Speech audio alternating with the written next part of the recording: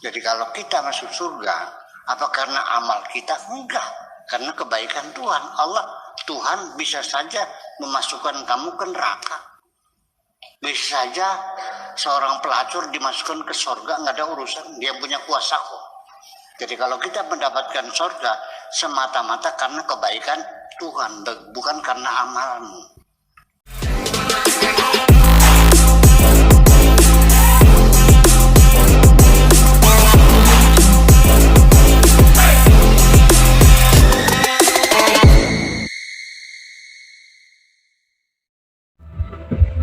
Shalom saudara-saudara, berjumpa lagi bersama dengan saya Pendeta Rio Pasaribu. Selamat datang di channel kita, channel TV Kabar Baik. Apa kabar kita semua? Saya percaya kabar kita pasti baik-baik saja. Pada hari ini saya mau bagikan bagi kita video cuplikan bagaimana seorang Kiai Haji Buya Sakur yang begitu cerdas, yang begitu perkataannya sangat membangun, yang mana Ustadz ini mengatakan bahwa orang diselamatkan bukan karena amal ibadah, bukan karena kebaikan, tetapi karena kasih karunia Tuhan. Mari kita simak dulu cuplikan berikut ini. Dari bawah. Bismillahirrahmanirrahim. Hadza huwal Islam. Inilah yang disebut Islam. Allati la yaqbalullahu ghairahu, yang dimana Allah tidak menerima selain Islam. Ini mungkin dari firman Tuhan juga, wa may yabtaghi ghairal Islam dinan falan yuqbal minhu. Ya, barang siapa yang mencari agama lain selain Islam, maka tidak akan diterima oleh Allah. Yang diterima hanya agama Islam. Gitu, mungkin dari situ. Min ahadin, dari siapapun. Wahaula, dan mereka itu orang-orang yang telah masuk agama Islam, humul muslimuna, itulah mereka yang disebut muslimun, orang-orang Islam, muslim itu. Alladzina yastahiqunal ajra, yang layak untuk mendapatkan pahala. Minallahi, dari Allah subhanahu wa ta'ala, ala ma'amilu, atas apa yang telah mereka amalkan.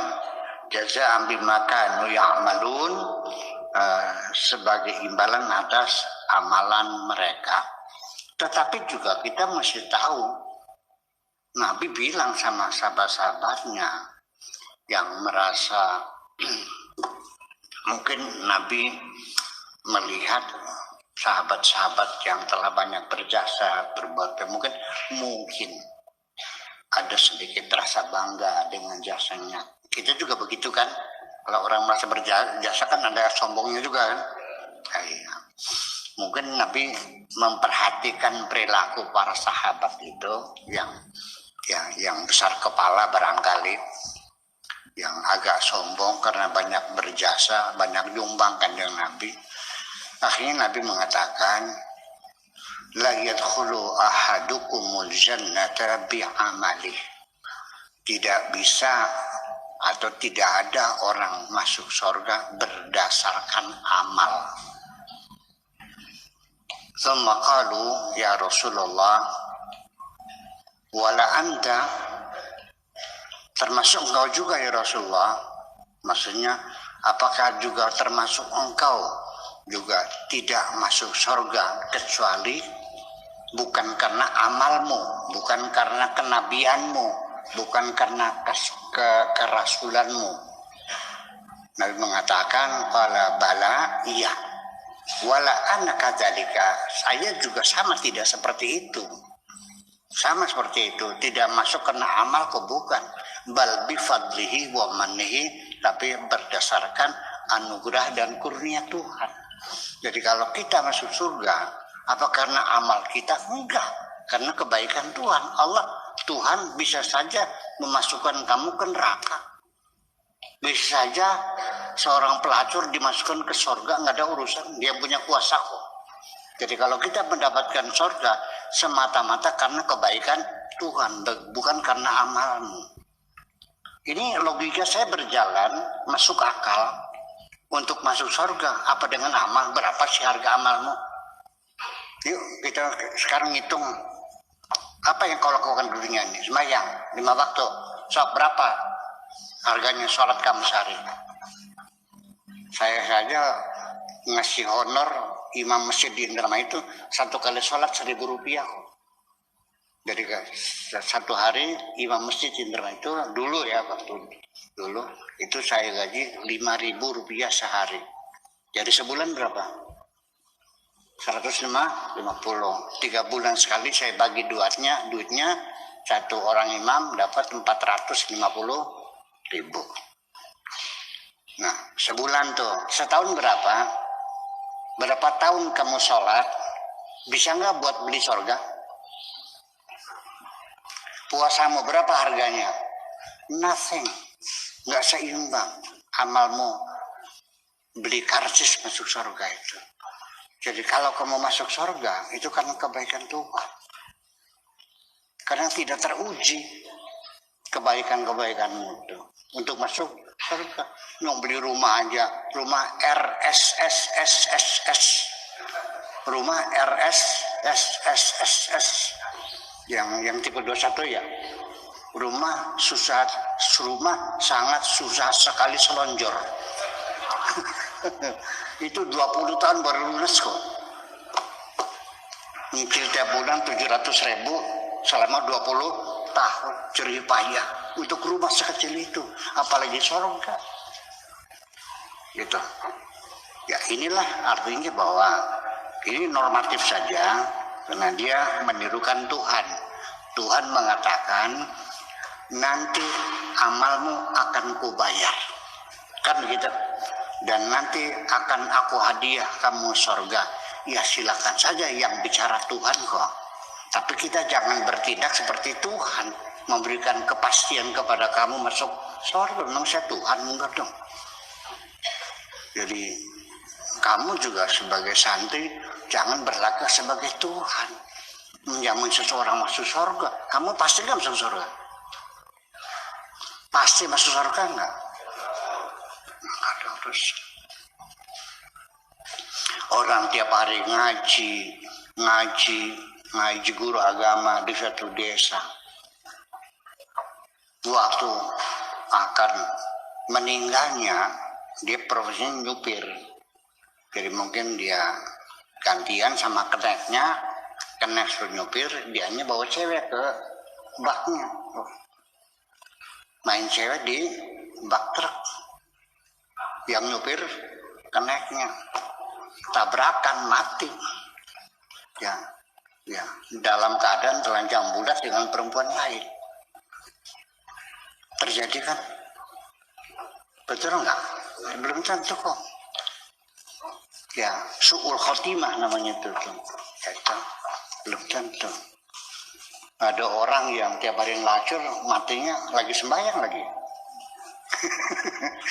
Orang yang lagi rajin sembahyang, matinya lagi. Itu. Serahkan Allah yang menentukan. Ini beliau, Syed Qutbuddin lagi menceritakan apa yang dikatakan Allah. Yaitu bahwa ada ma'amilu ya alladzina yastahiqunal ajra minallah ala ma'amilu, mereka adalah orang yang layak mendapatkan pahala dari Allah sesuai dengan apa yang mereka amalkan. Wa yastahiquna minhu al-maghfirah, dan mereka orang-orang Islam itu layak mendapat ampunan dari Allah Subhanahu wa ta'ala. Warahmah fi maqassaru fihi, dan juga mereka akan mendapatkan rahmat dari Allah apa saja yang mereka lalaikan selama di dunia ini. Ya mungkin sholatnya telat, mungkin zakatnya nggak dikeluarin, mungkin dia melakukan kemaksiatan, semuanya mendapat ampunan Allah Subhanahu wa ta'ala. Amin.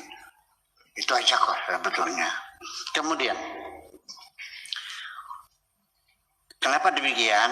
Itulah firman Tuhan dalam ayat ini. Ulaika sawfa yutihim ujurahum. Mereka itulah kelak nanti akan diberikan pahalanya kepada mereka. Wa kanallahu ghafurur rahima, karena Allah itu Maha Pengampun dan Maha Penyayang. Ya, puji Tuhan saudara-saudara, saya sangat setuju dengan apa yang dikatakan oleh Kiai Haji Buya Sakur, bahwa kita umat manusia diselamatkan bukan karena amal ibadah kita, bukan karena kebaikan kita, tapi karena kasih karunia Tuhan. Dan beliau juga mengatakan bahwa bisa saja seorang pelacur ya dimasukkan Tuhan ke dalam kerajaan surga, bisa saja seorang yang baik yang dimasukkan ke dalam neraka. Ya, itu adalah kasih karunia Tuhan. Dan apa yang dikatakan oleh Kiai Haji Buya Sakur ini mirip dengan pengajaran Kristen. Bagaimana dalam Efesus 2 ayat 8 sampai 9 dikatakan bahwa kita diselamatkan bukan karena perbuatan baik kita, tapi karena kasih karunia di dalam Yesus Kristus.